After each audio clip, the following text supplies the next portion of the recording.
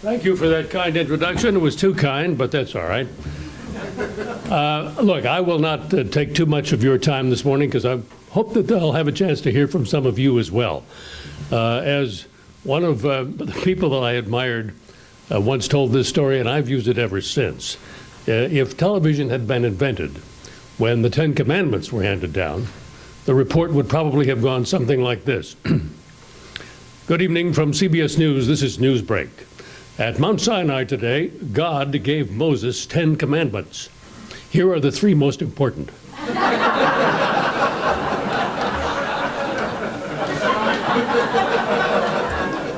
That is what we do in television, folks. But look, covering presidents and campaigns for the last 30 years has been a wonderful thing. It's a great beat. It's great to walk through the White House gates every day. It never gets old. Watching the government sausage being made, however, can either make you despair or make you laugh. I prefer to focus on the latter. I mean, at a time, you're coming here this year at a time when Congress's overall approval rating is down around 11%. Individual Congress people a little higher, 26%. President Obama, 46%. But 77% of Americans think that the economy is not very good. And the president's trying to show that he's not yet a lame duck at the very beginning of his second term. State of the Union speech was a laundry list of things that he wants to do, but if he can't do them with Congress, he says he'll do them by executive action. Raising the minimum wage for federal government contractors, immigration, about which we'll talk more in a moment, retirement savings accounts for low-income people, repairing the infrastructure, investing more in early education. All of these things are aimed at the middle-class, middle-income people, particularly women and independents, with whom he has lost ground. But there's no return to a grand legislative agenda, as you've probably noticed, because that is politically too difficult. I mean, 2 major polls right now, pardon me, Gallup and Rasmussen, show virtually no movement in the president's numbers following the State of the Union. Even TV viewership is down. It was 33.1 million. That is also natural in a second term. People begin to lose interest. But it's not unusual that there was no bump because generally presidential speeches do not move numbers. But on the immigration issue, Republicans have discovered, as you know, that perhaps Hispanic voters might not avoid them if they paid some attention to the immigration issue.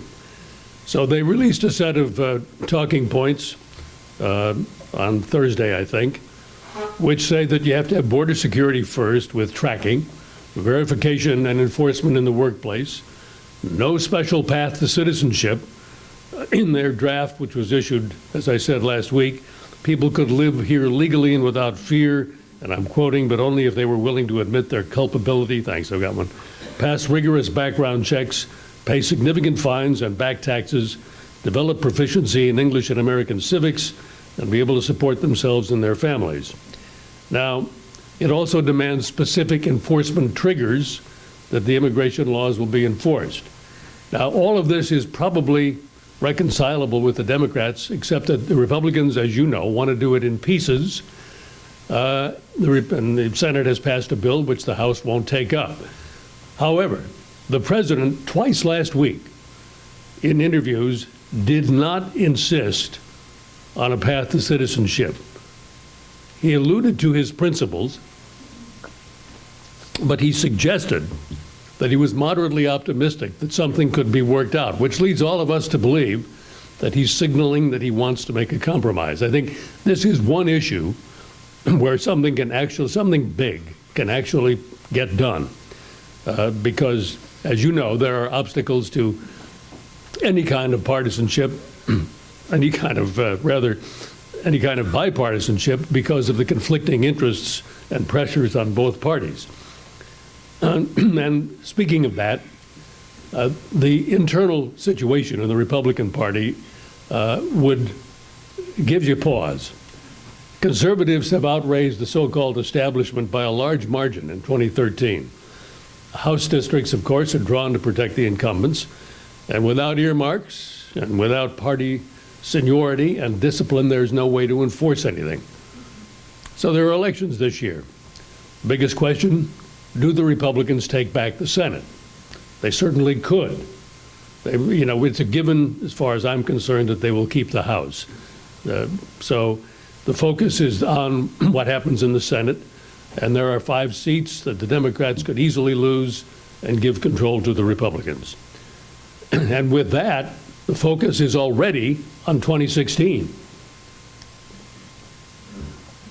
The opportunity for the Republicans in 2016 will be the economy. That's always the big issue. That's consistently been shown to be the major thing which voters think about when they go to the polls.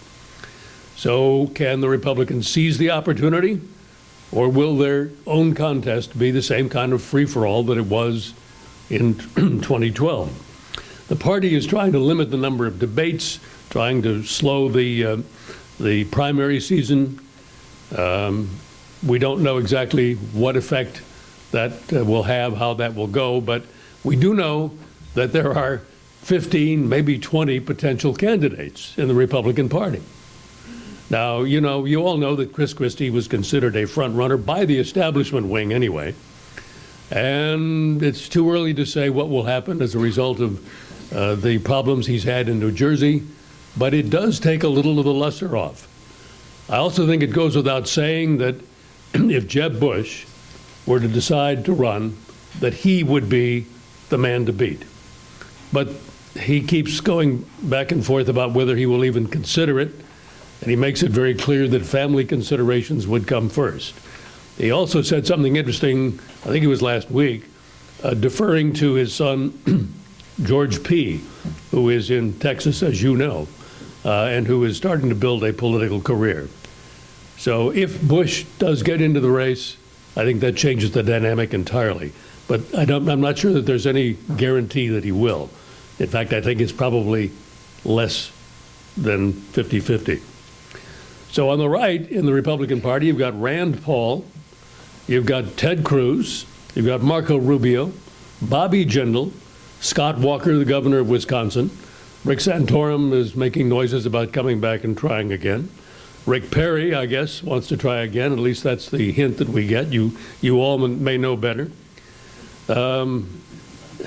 Mitt Romney may even come back, or at least people are encouraging him to. John Huntsman wants to make another shot at it. So there could be an awful lot of people in the Republican primaries. Be interesting. Be fun for us. Now, of course, among the Democrats, it's Hillary Clinton, unless it's not. That seems to be completely settled. I mean, it'll be very interesting to see what happens if she is a candidate, because everybody will dredge up everything from going back to 1992 and earlier in Arkansas, and her husband will come into it, and I don't know, but she's certainly the only candidate right now, unless she doesn't decide to run. If she doesn't, Joe Biden is waiting in the wings. So is Andrew Cuomo, governor of New York, Martin O'Malley, the governor of Maryland, Mark Warner, the senator from Virginia, Elizabeth Warren. And here's what gets interesting. The Democrats are always careful to include at least 3 women in their list of potential candidates. So, I mean, you've got Elizabeth Warren, got Kirsten Gillibrand, the senator from New York, and Amy Klobuchar, the senator from Minnesota. You say, what? Haven't heard those names. Well, they've both been in Iowa. What does that tell you?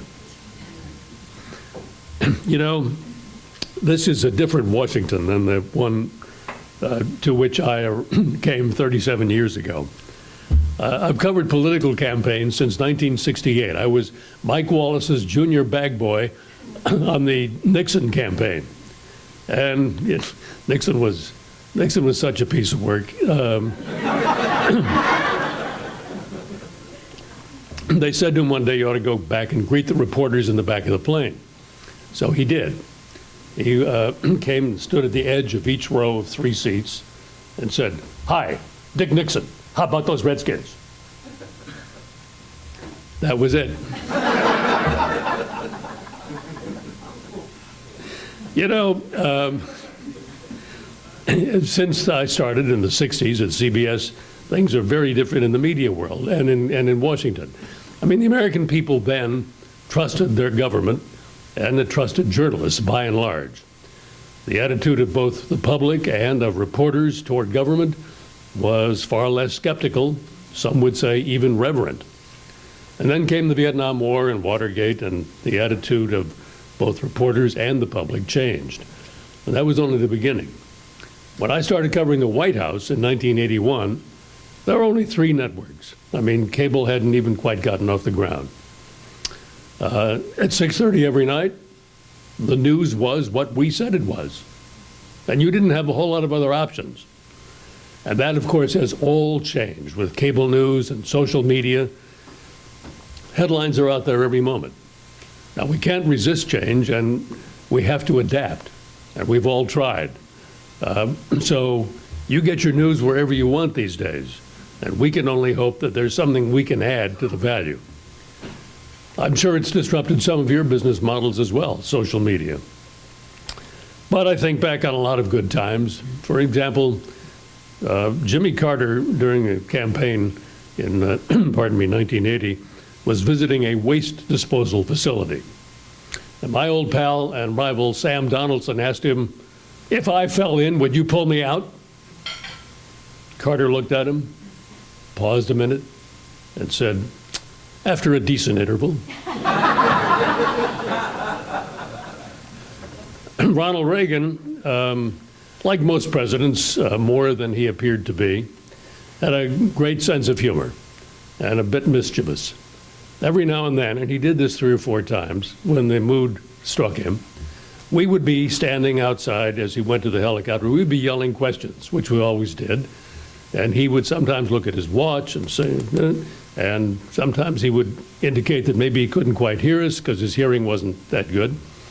But every now and then he would do this. He would stop sort of in mid-stride, and he had an actor's ease here. And he would listen to the question and say, "Well, I don't know. They haven't told me yet."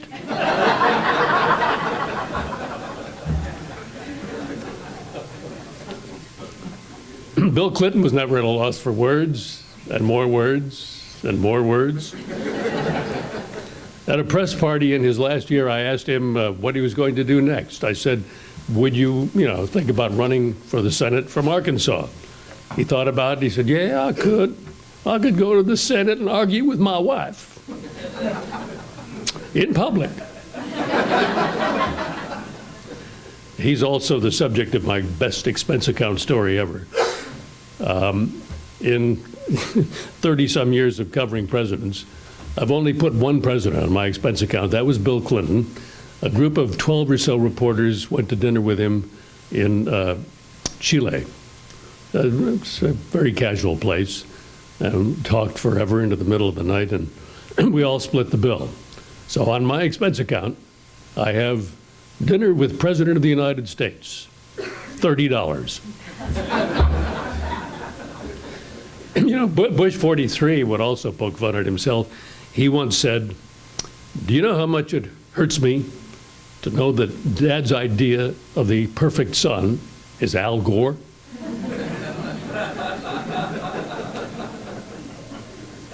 Barack Obama, aside from the occasional wry comment, is not funny. He's serious. He's serious. He doesn't seem to enjoy politics very much. And that's one reason he has had some trouble connecting, I think. But he certainly knows what's going on. And if there's one thing I have figured out in all these years in covering politics and presidents, it is that almost every decision any president makes is driven by politics. Anytime I have failed to take into account the politics of a White House decision, I later learned that I was wrong. Particularly in the first term of any president, all decisions are aimed at getting the president reelected. So if you're going to ask me, I'll just, before I let you ask me, if you're going to say who was my favorite, I would have to say that I'm not on the team. so none of them are my favorites, but I loved covering all of them because they're all distinct personalities and there's always more there than the public sees. Presidents get caricatured by their views, by whether you like them or don't like them, but seen as human beings relatively close up, they are far more interesting. So I won't caricature them. I'll just let George W. Bush have the last word. He says that history will judge, so I won't. So, ladies and gentlemen, with that, I'd be delighted to hear what you'd like to know. You have to cut me off when I'm out of time. And don't be afraid to ask. There's no such thing as a stupid question. Maybe dumb answers, not stupid questions. Still have that question. Okay. I know you interviewed Gorbachev during the thing in Russia. Do you see any of that? What's going on with Russia now and what's taking about Well, the Olympics will be very interesting to watch, won't they? I mean, they seem to have the place pretty well locked down. But the Olympics is all about, it appears, making Vladimir Putin look good. And, you know, clearly if Russia is no longer a communist state, but it is a bit of an oligarchy, he and his pals run the place. People do, however, have more say and more choices and more prosperity in their everyday lives. And, you know, as far as I can tell, a lot of them are satisfied with that. Needless to say, a lot aren't. But things have changed from the Soviet days, which I can recall, having been there then. But depending on where your place in society is, it's a different Russia now. But it isn't necessarily that much better. Better for some, but yeah, I don't want to overgeneralize. But in the Olympics certainly seems to be all about the president. Yes, sir. Who was the most interesting vice president? Oh, that's a good one. The most interesting vice president. You know, we always joke about the vice presidents because they seem to be such useless appendages. But then on the other hand, they're one heartbeat away. I look back over the vice presidents that I've seen, and Walter Mondale and George H.W. Bush, Al Gore. They all had ambitions. Dick Cheney is the only one who didn't have any ambition to succeed as president. He did have distinct views about how to run the place. As you will see if you read Peter Baker's very good book. I'm struggling for the title. It's about the Bush years. It's very well done. I'll think of it after I stop talking. So I would say Cheney, because he was very different than your usual vice president. Yeah. What was the most difficult story you covered in terms of putting out The most difficult story that I've covered, I did two things when I first started. I got plunged immediately into both the civil rights movement in the South and the Vietnam War. I went to Philadelphia, Mississippi 3 weeks after I was hired as a small part of the big CBS team that covered the murder of 3 civil rights workers. And I spent a lot of time in the South in 64, 65, 60, early 66. And covering the civil rights movement was very difficult. First of all, I had to separate myself from it. I knew what I believed, but I had to be as fair as I could. Second, it wasn't easy to cover. The Vietnam War, same thing. I didn't know what to think first time I went to Vietnam in 1964, but gradually I became convinced that we weren't, we weren't winning. So that was a tough one too. Those two things, politics is more fun, but those two things were the most difficult. Over here, yes, sir. Of all the presidents you covered, who do you think was most proud of the title Commander-in-Chief? Oh, that's a good one. Who was the most proud of the title Commander-in-Chief? I would have to say that it probably, given what happened on his watch, I would probably have to say George W. Bush. I mean, it's not that Ronald Reagan and Bill Clinton weren't proud of it. I'm sure they were. But I think for Bush, it had a special meaning and still does. Which you'll see, incidentally, if you read Peter Baker's book, the title of which I can't remember. Something about age and memory, but I'm not going to go there. Thank you. Days of Fire. Thank you very much. I recommend it highly. Yes, sir. Of all the presidents you've covered, who had the most aggressive agenda in their first term? Most aggressive agenda in the first term, that probably goes to Bill Clinton. He didn't have a lot of luck with it in the first term. Well, a little bit. After Congress went to the Republicans in the first, off-year election of his first term, he did manage to get a couple of things done.